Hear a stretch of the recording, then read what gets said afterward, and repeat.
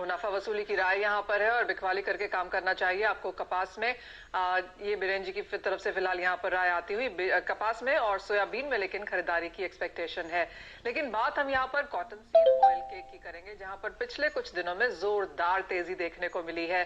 सिर्फ एक महीने के अंदर भाव में करीब 17% की मजबूती है। एक्सपर्ट्स मानते हैं कि आने वाले हफ्तों में भावों में और तेजी आ सकती है। ऐसे में कपास खली में आपको क्या रणनीति रखनी चाहिए, कौन से यहाँ पर फंडामेंटल्स पर नजर होनी चाहिए, इस पर बात करने के लिए all India cotton seed oil industries association के प्रेसिडेंट संजय अग्रवाल और कुंतम ऑयल्स के सुधीर अग्रवाल हमारे साथ कार्यक्रम में जुड़े हैं। संजय जी, आपसे पहले जानना चाहेंगे, इतनी ज्यादा जो बढ़त देखने को मिली है, ऑफकोर्स बाजार को लगता है कि मांग काफी बेहतर है, पोल्ट्री इंडस्ट्री की तरफ से भी यहाँ पर मांग बेहतर होती हुई नजर आई है, लेकिन क्या ये मांग इन द प्राइसेस ऑलरेडी है कि यहाँ से और बढ़त की आपको उम्मीद है? Good evening Manisha ji. जो बढ़त आई है कॉटन केक में, एक लगभग 15 से 17% की बढ़त आ चुकी है ऑलरेडी इस बाजार में, पर इस बाजार में वो डिमांड का माना पुल नहीं आ पा रहा है। डिमांड जो है इतनी आ नहीं पा रही है, इस कारण ये रेट एकदम सस्टेन करना मुश्किल दिख रहा है। इसमें कुछ भी करेक्शन इसमें आ सकता है कॉटन सीड ऑयल केक में, और ये ऊपर से लगभग 100 से 150 सवा 100 रुपए तक नीचे जाने की संभावना व्यक्त होती है। इसमें जब तक स्टॉकिस्ट नहीं आएगा, एक स्टॉकिस्ट अभी हाजिर में स्टॉकिस्ट नहीं आ रहा है, इसमें जब तक स्टॉकिस्ट नहीं आएगा ये बाजार को ना स्टेबल नहीं कर पाएगा। इसमें स्टॉकिस्ट आने के बाद ही ये बाजार को एक बार का वापस और उसमें पिकअप आ पाएगा। संजय जी, आपकी बात सही है, क्योंकि जब तक अगर मांग नहीं आती है और भाव सिर्फ यहाँ पर सेंटिमेंट के हिसाब से बढ़ रहे हैं तो वहां पर वो ऑफकोर्स सस्टेन नहीं कर सकते। सुधीर जी, आपका भी यही मानना है कि भाव जैसे जैसे यहाँ पर चढ़ते जाएंगे मांग गिरती जाएगी, प्राइस सेंसिटिविटी यहाँ पर बाजार में है? नहीं, ऐसा नहीं। अभी बाजारों में कुल मिला के स्टेबलिश हो रहा है, बाजार आगे तेजी रहेगी इसमें, क्योंकि इस साल है ना क्रॉप पिछले साल से 10 से 15% कम है। पिछले साल से क्रॉप कम होने के वजह से पिछले साल इस समय 2627 कॉटन सीड के बाजार है। पिछले समय कॉटन सीड बाजार भी डाउन है, खली भी डाउन है, इसकी वजह से इसमें डिमांड अच्छी बनी रहेगी। स्टॉकिस्ट अभी सक्रिय है।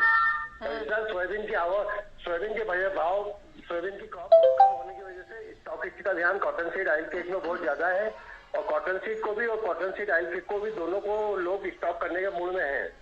काफी लोगों का कम में इंटरेस्ट था, पर चूंकि लोग मर्जी में थे, अब वापस लोगों का मूड बन गया है कि अब इस भाव में स्टॉक करने में कोई बुराई नहीं है, और कभी भी बूम हो सकता है। जो अभी वायदा 2150 रुपए चल रहा है, हो सकता है दिसंबर एंड तक ये 2500 रुपए हो जाए।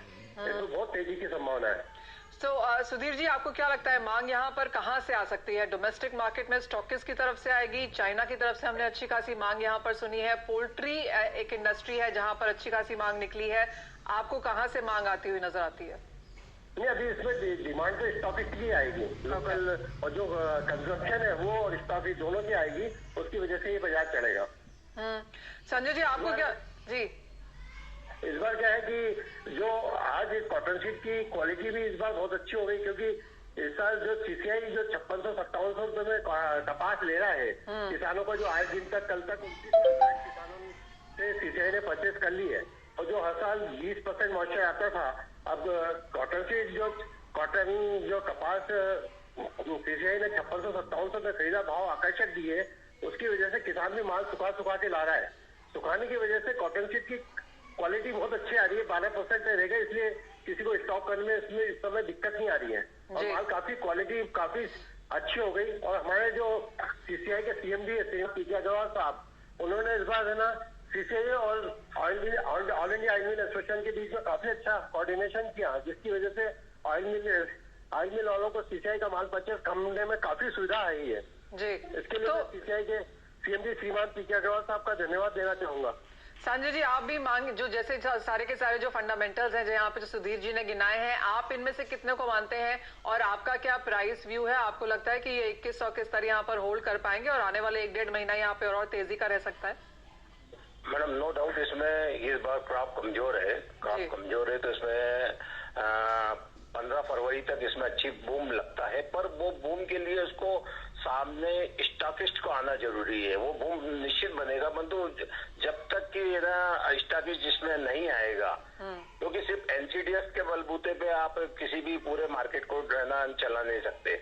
आज जो 2.5 लाख बैल्स की अराइवल डेली हो रही है और 1 लाख बैल्स की यहाँ पे कंजम्पशन है। तो 1.5 लाख बैल्स का जो माल है वो सरप्लस रहता है।